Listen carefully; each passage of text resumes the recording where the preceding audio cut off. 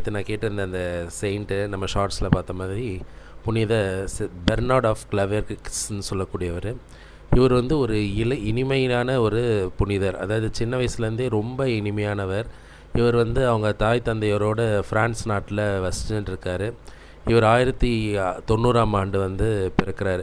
ஃப்ரான்ஸில் பர்கண்டின்னு சொல்லக்கூடிய ஒரு ரீஜன் இருக்குது. அங்கே வந்து பெரிய அந்த அரச குடும்பத்தினர், அரசு அதிகாரிகள் அந்த மாதிரி ஆளுங்க வசிக்கக்கூடிய ஒரு இடம். அங்கே தான் வந்து இவர் பிறக்கிறாரு. இவங்களோட அப்பா அம்மா 2 பேருமே வந்து அரசவையில் மிகப்பெரிய பதவி வகிக்கிறாங்க.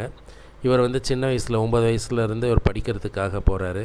இவர் படித்து முடித்ததுமே இவரோட படிக்கிற நேரத்திலே இவருக்கு வந்து குருக்கள் துறவிகள் மேலே ஆசை ஏற்படுது.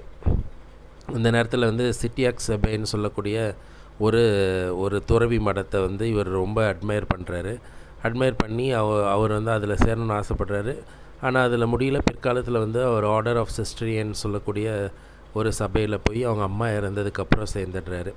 அங்கே சேர்ந்து அங்கே வாழ்ந்துட்டுருக்காரு. அந்த நேரத்தில் வந்து 1113ஆம் ஆண்டு வந்து இவரை ஒரு கிட்டத்தட்ட வந்து ஒரு 30 துறவிகளோடு சேர்ந்து யூரோப் நாட்டுக்கு அனுப்புகிறாங்க. அங்கே போய் நீங்கள் வந்து நம்மளோட மானஸ்ட்ரியை வளங்க, மானஸ்ட்ரினா அந்த துறவி மடத்தை வளங்க அப்படின்னு சொல்லி கொண்டு அனுப்புகிறாங்க.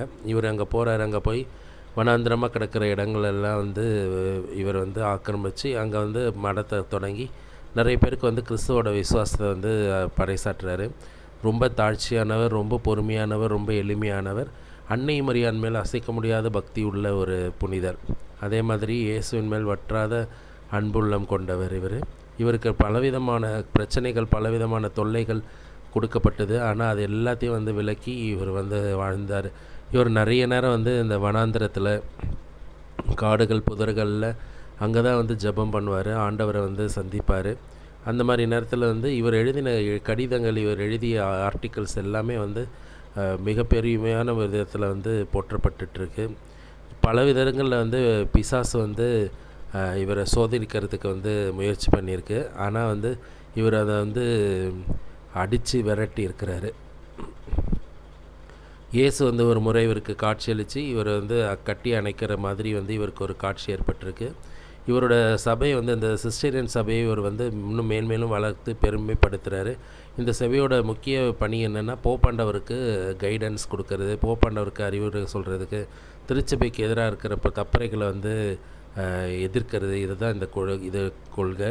அதே மாதிரி மரியாலஜின்னு சொல்லக்கூடிய மாதாவின் பக்தியை வளர்க்குறது, மாதாவை பற்றின நிறைய ஆராய்ச்சிகள் செய்கிறது, மாதாவை பற்றின பிரசங்கிக்கிறது. சிசிம் சொல்லக்கூடிய அந்த ஒரு தப்பறை கொள்கை வந்து இருந்துச்சு. அந்த தப்பறை கொள்கைகளிலிருந்து நம்ம போப்பாண்டவர் வந்து இன்னசென்ட் 2ன்றவர் இருந்தார்.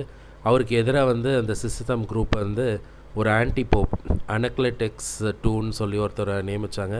ஆனால் அந்த இதுலேயே வந்து இவர் தன்னுடைய திறமையால் வந்து வெற்றி பெற்று நம் போப்பாண்ட நிலையத்தை வைக்கிறாரு.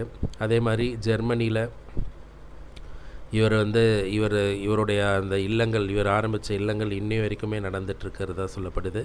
இவர் எழுதிய புத்தகங்கள் எல்லாமே வந்து இன்னி வரைக்கும் வந்து இது பண்ணிகிட்ருக்கு. அதே மாதிரி பல உரங்களில் வந்து ஆண்டவருடைய வார்த்தைகளையும், பல நேரங்களில் ஆண்டவருக்கு இவருக்கு கொடுத்த காட்சிகளையும், இவருக்கு ஏற்பட்ட இதையும் வந்து இவர் எழுதினதை இன்னிய வரைக்கும் உலகில் போற்றி பாதுகாக்கப்படுறது. அதே மாதிரி இவருக்கு வந்து அந்த டாக்டரேட், அதாவது டாக்டர் ஆஃப் சர்ச்சுன்னு சொல்லி 38 பேர் சொன்னார்ல, அதில் வந்து இவரும் ஒருத்தர். அந்த அளவுக்கு வந்து இவரோட எழுத்துக்கள், இவரோட கடிதங்கள், இவரோட ஆர்டிகல்ஸ் வந்து ஃபேமஸாக வந்து சொல்லப்படுகிறது. இந்த புனிதரோட இது என்னென்னா இவர் ஹனி டங்க்டு டாக்டர் அப்படின்னு சொல்லி அழைக்கப்பட்டவர். இவர் வந்து மெலிஃபிஷியஸ் டாக்டர்னு சொல்லுவாங்க. என்னென்னா இவர் பேசினாலே மக்கள் வந்து மனது இனிமையாக இருக்கும், அந்தளவுக்கு ஒரு மென்மையானவர். இவர் வந்து பாப்பானவரின் அட்வைசரும் பாதுகாவலராகவும் இருந்திருக்கிறாரு. நிறையா மிராக்கிள்ஸ் வந்து செஞ்சவர். இவரோட ஃபீஸ்ட் வந்து ஆகஸ்ட் மாதம் 20ஆம் தேதி. இவரும் வந்து ஒரு டாக்டர் ஆஃப் சர்ச்சாக வந்து 1830ஆம் ஆண்டு நியமிக்கப்படுறாங்க. இவர் வந்து பேட்ரன் சயின்ஸ் ஃபார் பீ கீப்பர்ஸ்னு, தேனி வளர்க்குறவங்க, அப்புறம் வந்து கேண்டில் செய்கிறவங்க, அந்த மாதிரி இருக்க ஃபால்ஸாக பொய்யாக வந்து பழி சுமத்தப்படுறவங்களுக்கெல்லாம் வந்து இவர் தான் வந்து பாதுகாவலர் இருக்கிறாரு. இவரை வந்து பெருமைப்படுத்துகிற மாதிரி தான் வந்து உயர் ரக ஜாதி நாயான சென்ட் பெர்னார்ட் டாகுன்றதை வந்து ஒன்று அறிமுகப்படுத்துகிறாங்க. ஏன்னா இவர் வந்து அந்த மிருகங்கள் மேலே இருந்த பற்றுதலும் பாசத்தினையும் வந்து குறிக்கிறதுக்காக. Praise the Lord. உங்களுக்கு இது தெரிஞ்ச எல்லாருக்கும் வந்து ஷேர் பண்ணுங்கள், நிறைய பேரை பார்க்க சொல்லுங்கள். யார் யாரெல்லாம் முடியுமோ அவங்களெல்லாம் முக்கியமாக பார்க்க சொல்லுங்கள். Praise the Lord.